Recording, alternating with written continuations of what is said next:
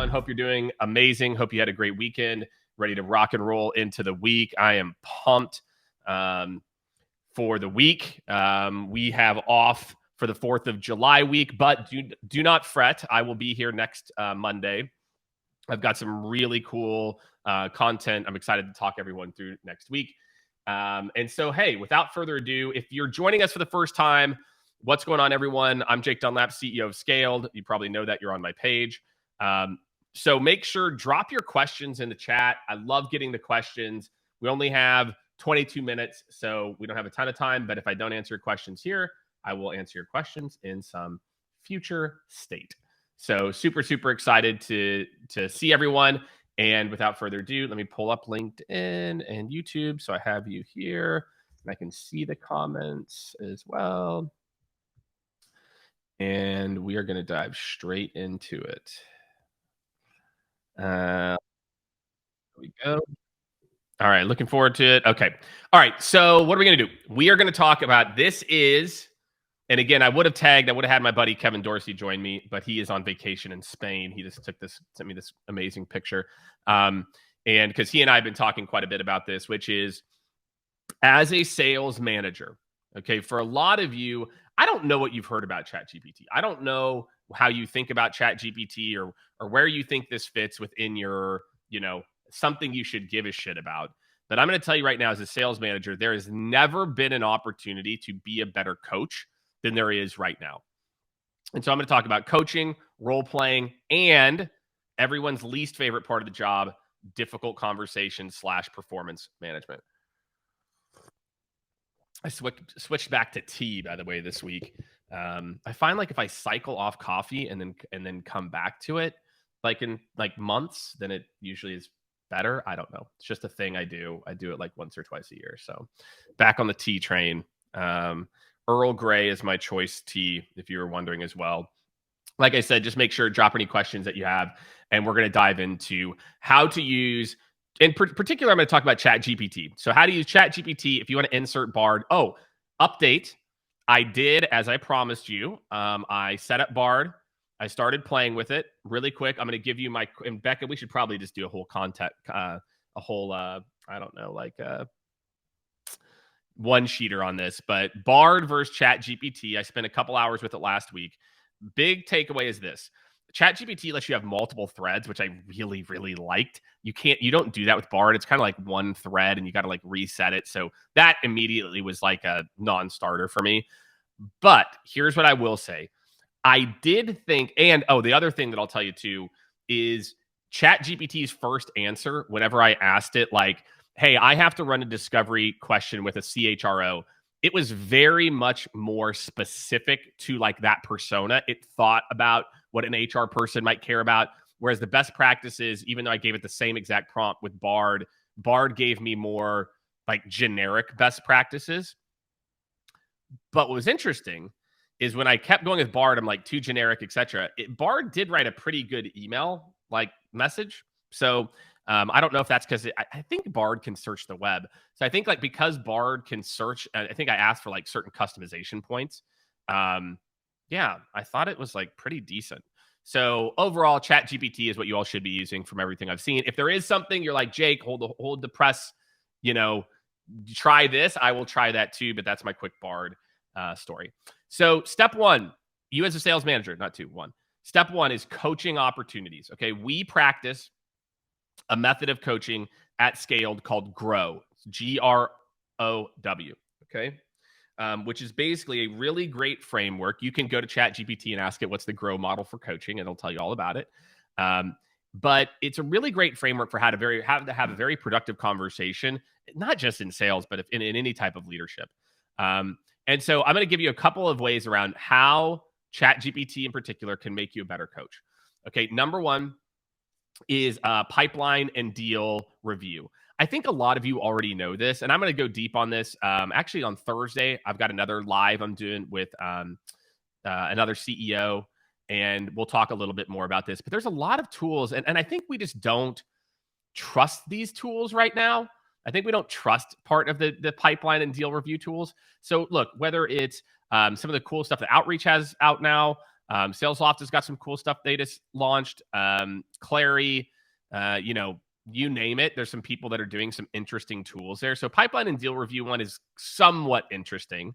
And most of these tools don't actually hook into ChatGPT. So this is more just like general AI, where I think, okay, and I'm going to drop a couple prompts in here. I'm going to drop the prompts for you here. Okay, is where I think it can be the most beneficial. Where's my LinkedIn? Here it is here. Okay, imagine this. Again, having a grow conversation with somebody. Again, grow, if you don't know what it is, again, it's a coaching framework. So imagine this.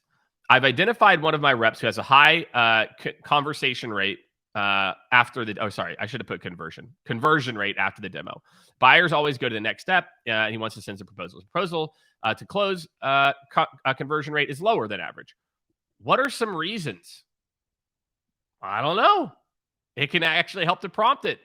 Then I've identified it as a lack of reinforcement in the proposal and decision maker engagement.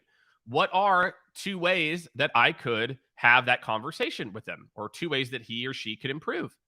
And then I'll take a step further. Using the GROW model for coaching, help me to write a script for our conversation to make sure it's productive. I mean, I want you all to think about this.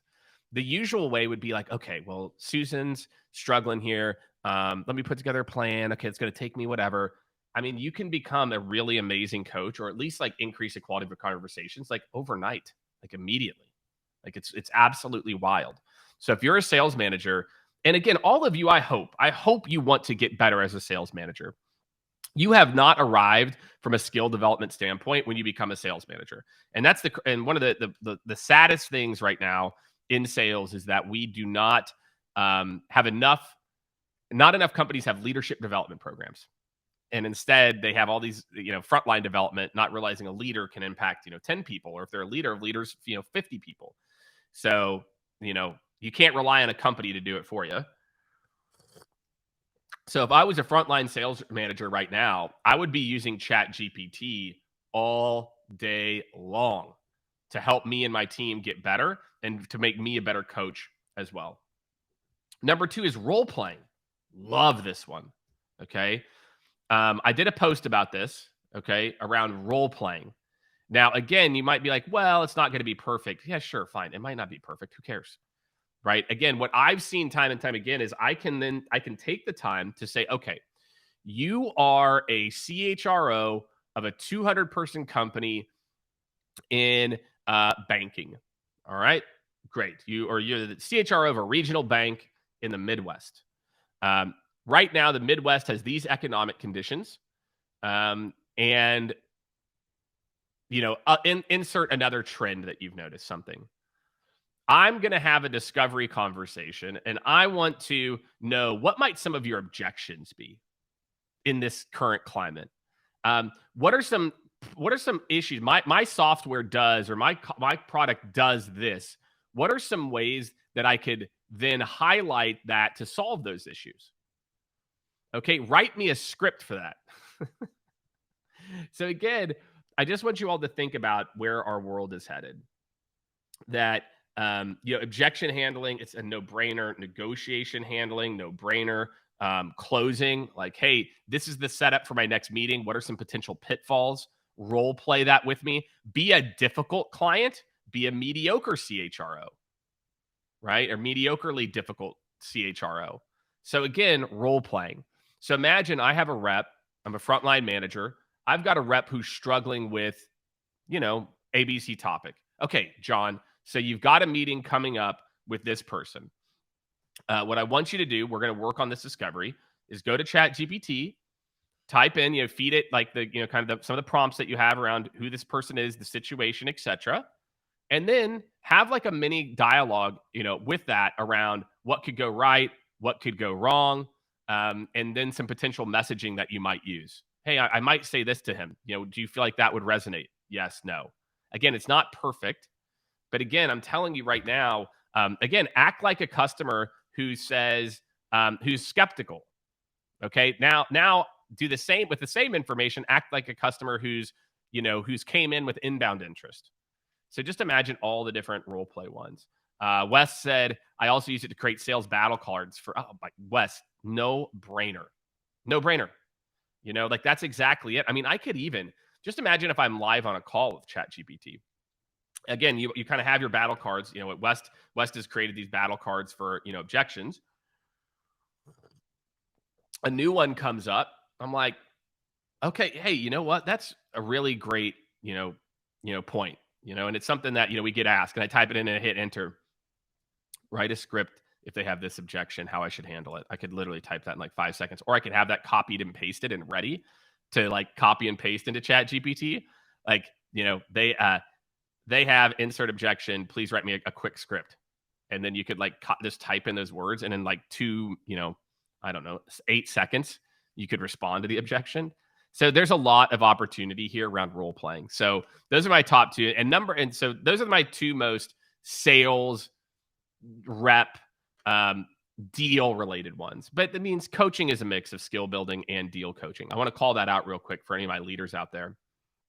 Is think of the difference between skill building, which takes time, etc., being a better active listener or whatever the skill is, and then there's deal coaching, is what I should do on the next deal. So just think about the differences. ChatGPT can help you with both, candidly. Again, check out that grow framework as well. Like I said, it's just mind-boggling. It's one of my favorite projects. We've done some really big leadership development program engagements over the last couple of years with some big companies, and it's been a lot of fun. We've got to think of, most organizations, once you get over 4 or 5 leaders, like you need to have a basic sales leader onboarding program, and ChatGPT can actually be a big part of that.